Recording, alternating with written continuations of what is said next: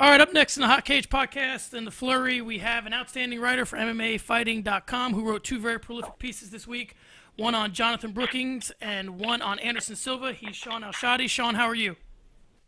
I'm doing great, man. How you doing? I'm good. Well, listen, I don't need to tell you you're the man of the hour right now, and I'll spare you the Chael Sonnen too sweet to be sour stuff, but you're all the rage on Twitter. But seriously, what's it like to get such praise from all your peers about your writing? Oh, man, I can't even explain it. It's wonderful. It's cool to just put so much time and effort into projects and have people appreciate it. So I appreciate it so much. All right, so for those who haven't read this piece on Jonathan Brookins, it's his pilgrimage to India. It's called the India Diaries and can be found at MMAfighting.com. So first, let me say it's outstanding. And again, for those who haven't read it, can you sum it up in a couple sentences? Yeah, basically, Jonathan Brookins he's a pretty interesting guy. He's not your typical fighter. He ended up winning one of the earlier seasons of The Ultimate Fighter, but he never really got going with his UFC career. He lost a couple. He ended up retiring abruptly and just traveling to India. But he just really kind of ended up going on a spiritual journey. He traveled from Goa to Rishikesh to Dharamsala, all within India, kind of studying yoga, meditation. And now he's come back to North America, and he's training at TriStar, and he's basically changed his life around. He's going to try to give it one more shot at bantamweight. All right, so when I first heard about Brookins going to India, I tweeted that Dustin Poirier whipped his ass so bad that he went to India. Now, that's a silly, short-sighted remark on my part, but what part did the Poirier loss play in him leaving, or was there no? If that's not the reason, then why did he go? I don't think the loss played a part in as much as it expedited it. And at that point, Jonathan really, at least from what I gathered, it was more or less, he already had it decided. He just kind of needed the money and the push to get him going. And, yeah, I don't know. I don't know if the loss played as much of a part of it as just like that kind of finalized in his head that, okay, this is something that I need to do. So how did you first become interested in his story, and how did you come to write it? When his story came out, originally, that kind of thing just doesn't happen in MMA. Like, our sport's very secular, it's very contained, and you don't hear a lot of people like that. Like, there's a certain type of person that becomes a UFC fighter, MMA fighter, and Jonathan Brookins doesn't fit that mold. So when that happened, it's definitely just, it doesn't happen often, and it's not something that you normally hear about. So it's immediately an intriguing story. And then, I've been talking to Ariel Helwani. Other than that fighting, we were talking about different projects that I could work on. I mentioned in passing how it would be really cool to do something with Jonathan, try to figure out where he's going.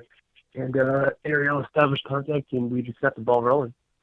That's awesome. So like you said, now he's at TriStar, and he feels that this experience has prepared him to do anything.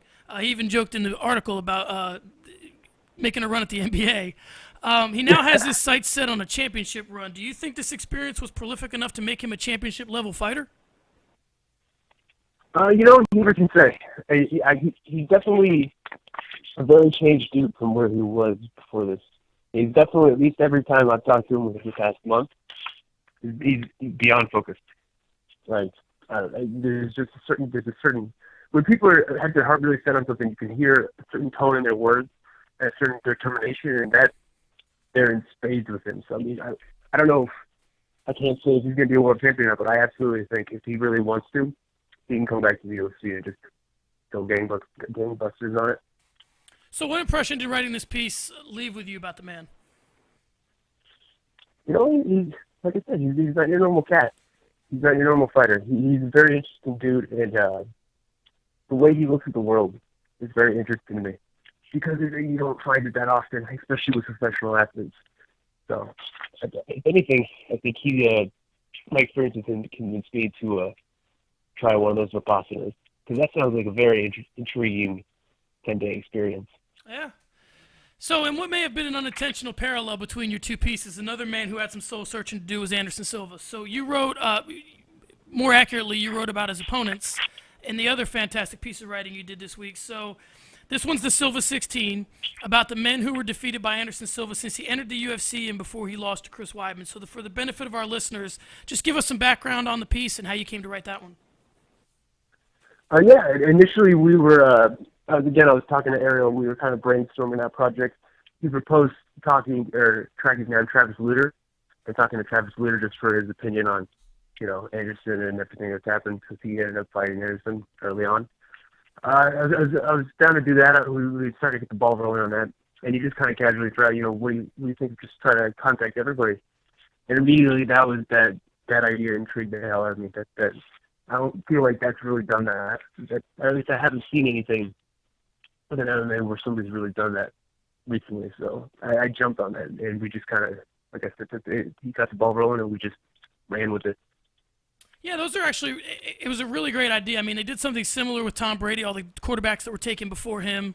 And so I was fascinated by it. And what I think is the biggest testament to someone's writing is I actually read it when I wasn't really in the mood to read. You know what I mean? How you get that sometimes you're like, I got to read this because I want to, talk to the guy. And I read it, and I was both of them. I mean, they had me riveted. So again, good job. But so how would you rate his opponents? This is what I tried to do. I tried to find some commonality amongst them, and they sort of fell into different categories for me. The sort of just happy to be there group, the couldn't figure him out group, the could figure him out but couldn't do anything about it group, and then Chael Sonnen. So how would you rate his opponents? In terms of, are these guys average fighters, or did he just make them look that way? Well, I mean, none of them are average fighters. If somebody's spending their whole life, determined to do this one goal and then make it all the way to the UFC, you can't. None of those people are average fighters. They're all world-class fighters, especially some of them, former champs. People kind of try to minimize, the Forrest Griffin fight, and it's like that guy was just the light heavyweight champion right before they fought. So I don't know. I mean, he's a Hall of Famer, so as well. So, what effect did fighting Anderson have on these guys moving forward that you saw? Anything? It was interesting. It was interesting in talking to all of them. A lot, like you said, a lot of them.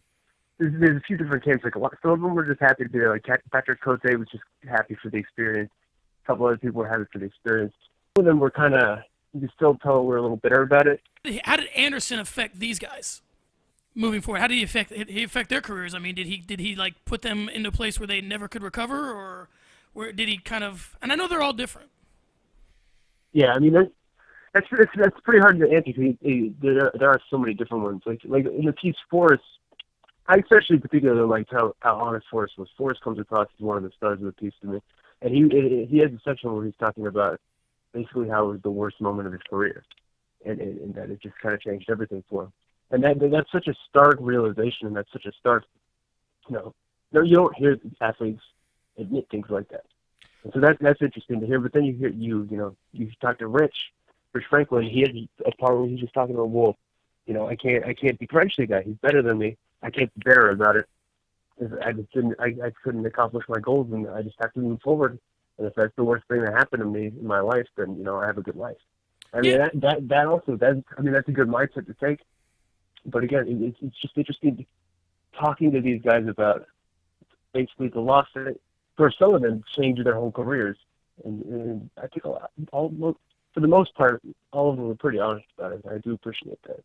Yeah, and some of them, you find yourself in a situation where the guys can't even watch the fight. I mean, that's what he does to them. A guy like Forrest Griffin, he's like, well, I can't avoid it because they play the highlights everywhere, but I can't watch the fight. He's like, it's so un-me. And he's made some jokes about it, and Stephan Bonner and he have both kind of had some fun with it over the years, or since the fight.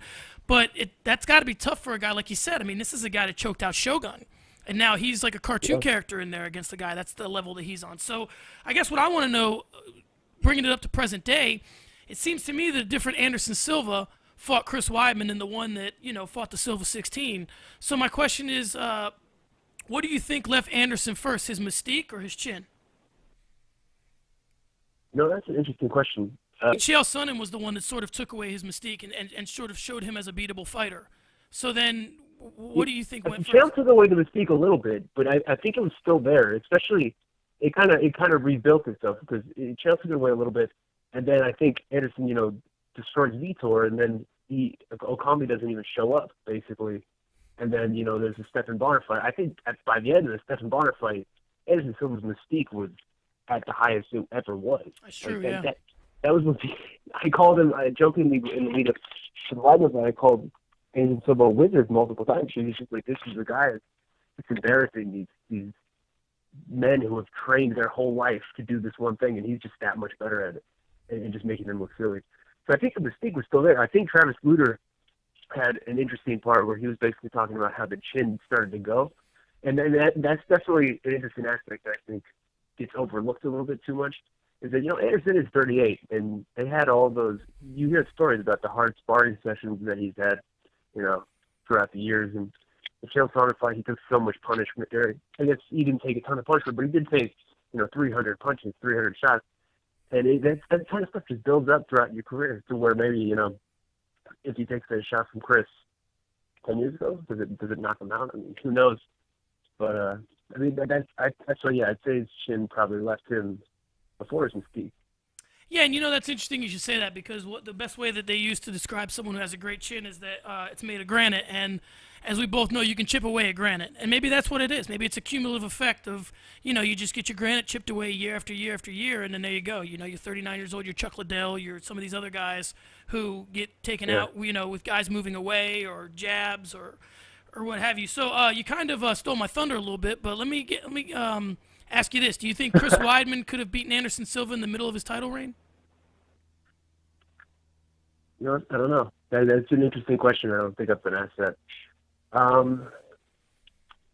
Who's to say? I mean, it really, that's almost an impossible question, because it seems like it would all depend on at what time Chris Weidman caught Anderson, because Anderson's had so many just different permutations of Anderson.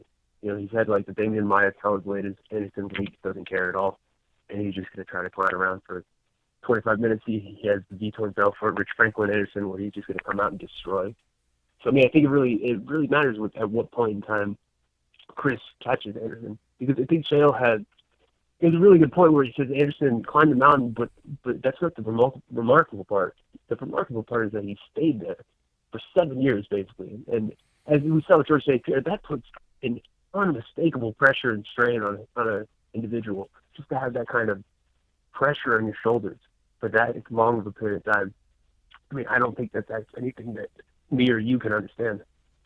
Yeah, and not only the pressures of being the champion, but the pressures of being the greatest of all time, and the pressures of what that comes with. You can't just go in there and beat a guy. You can't go 5 rounds when you're Anderson Silva, because, then people start to say, like you said, you're losing it, and, you're not who you once were. I mean, you have this thing that you carry with you. But an interesting game, I was actually in the building when he beat Rich Franklin for the belt, and it's interesting. An interesting game to play is to think about where your life was when Anderson won the belt, and think about where it was when he lost the belt, and it sort of puts perspective into how long he was the champ. I mean, it's really mind blowing if you think about how long he was. It's an insanely long period of time.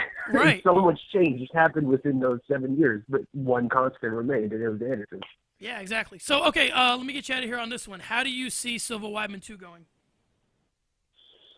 Oh man, that's the question of the week, isn't it? I honestly have no idea.